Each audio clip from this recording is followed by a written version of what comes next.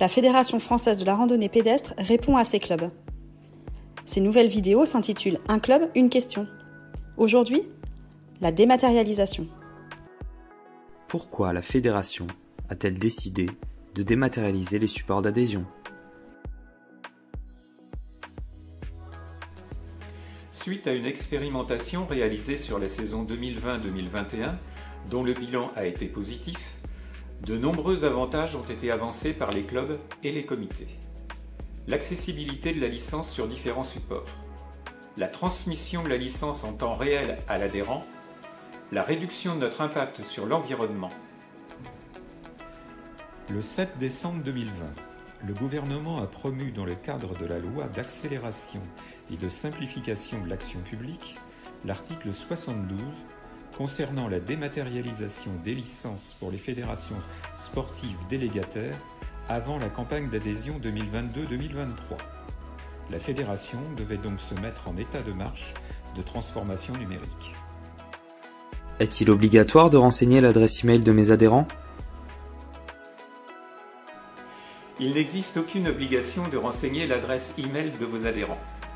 Cependant, en la renseignant dans notre système de gestion, il sera plus simple pour eux de recevoir leur titre d'adhésion, puisque celui-ci est automatiquement envoyé par mail. Et cela représente un vrai gain de temps pour le club. L'adresse email de mon adhérent est renseignée dans le système, mais il n'a pas reçu sa licence. Comment faire ? Le club doit tout d'abord faire attention à ce que l'adresse email soit bien renseignée. Si malgré tout l'adhérent ne reçoit pas son email, cela peut être lié à plusieurs raisons. Peut être bloqué par un espace de stockage de la boîte de réception complet, une règle de filtrage dans le programme de messagerie, ou encore des emails détectés par erreur comme spam. C'est souvent une des raisons principales. Dans ce cas, l'adhérent doit veiller à consulter sa boîte d'indésirables, où peut se retrouver le mail de la fédération contenant la licence et toutes les informations qui leur seront utiles.